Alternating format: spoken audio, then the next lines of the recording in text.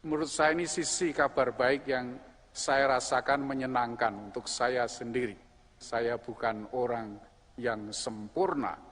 Saya sendiri banyak kelemahan. Beberapa orang mengatakan saya itu termasuk orang yang kasar, dan saya akui dulu zaman masih muda apalagi ya. Kalau sedang marah bisa menginjak-injak orang. Kalau sedang marah bisa melempar orang ya. Itulah kita, orang-orang biasa, dipanggil Tuhan, ikut serta di dalam karyanya, kita para pendosa. Kasihanilah aku ya Allah, kasihanilah aku, sebab kepadamulah jiwaku berlindung, di bawah sayap-Mu aku akan bernaung, sampai berlalulah malapetaka ini.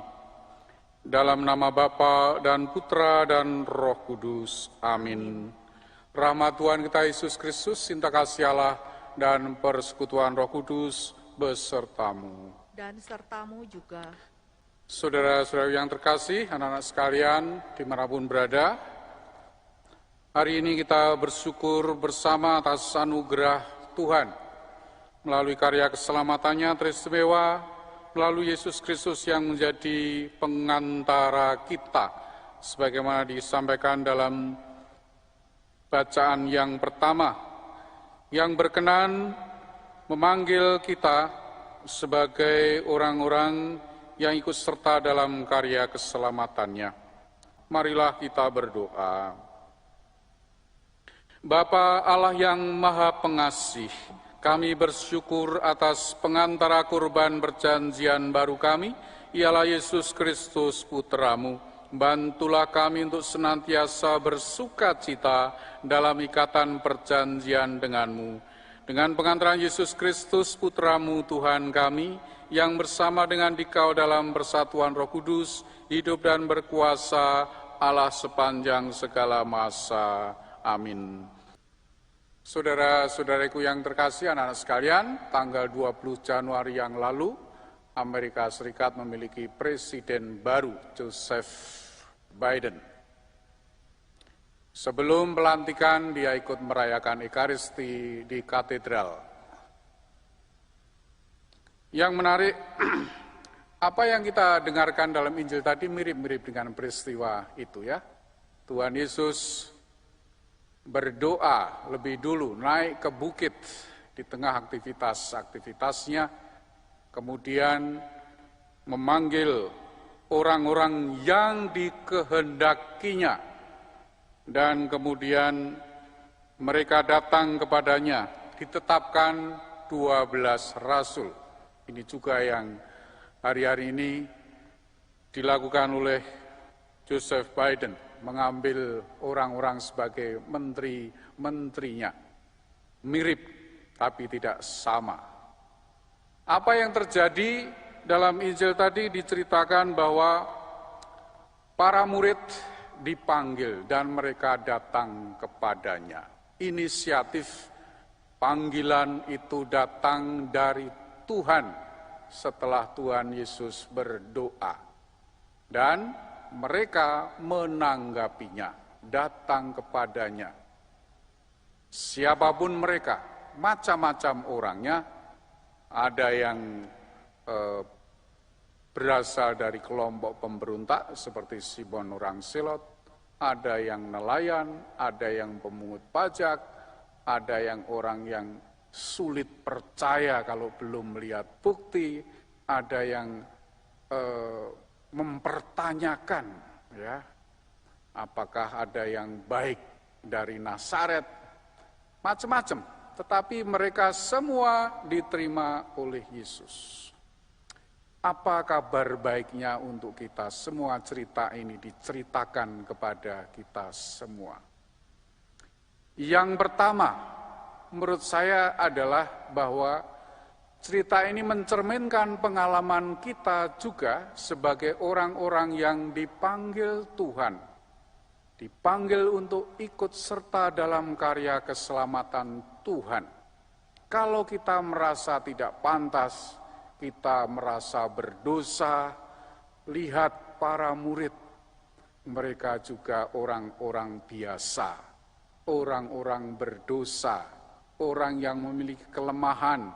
Di dalam perjalanan kemuritan mereka juga seringkali tidak akur satu sama lain.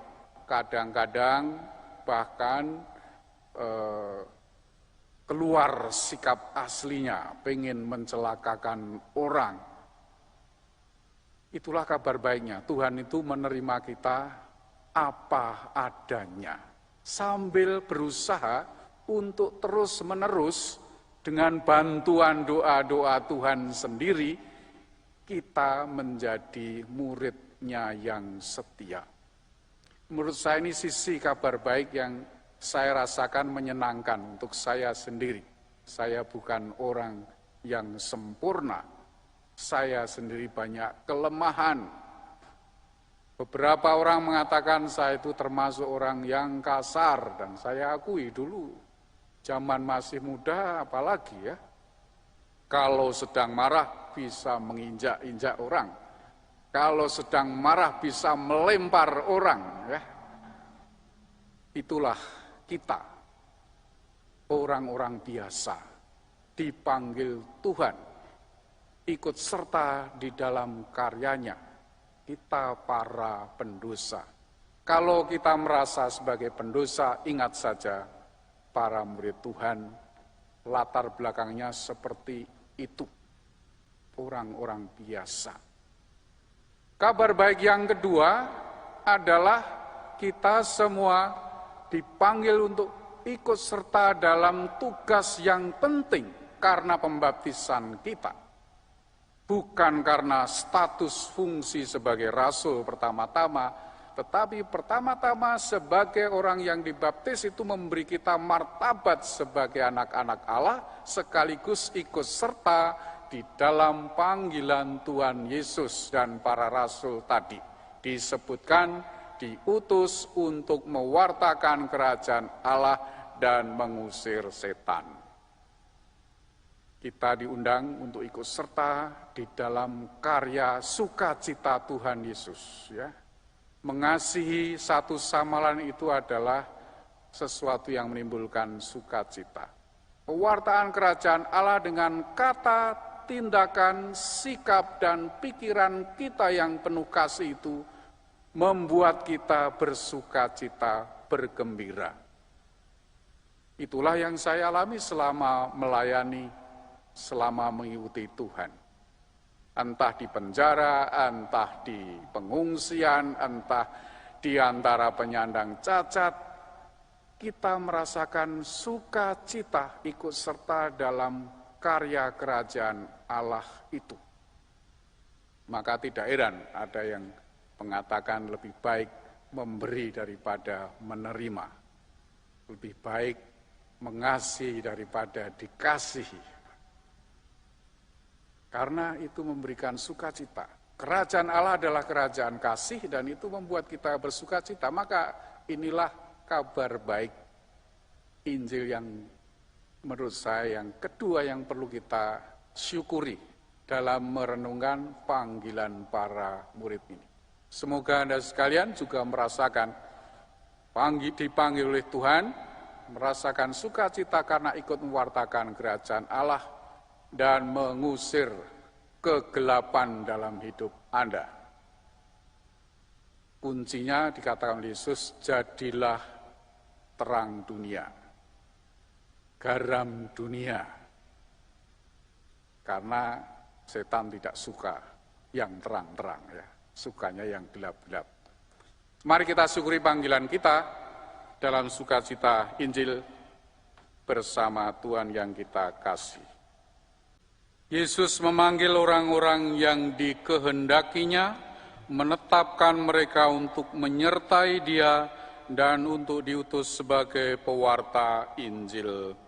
Marilah kita berdoa. Allah Bapa Maha Pengasih, kami bersyukur kepadamu atas anugerah sakramen keselamatan ini. Semoga panggilan kami sebagai murid-murid putra-Mu menjadi berkat bagi sesama, sampai kelak kami Kau perkenankan menerima anugerah hidup kekal.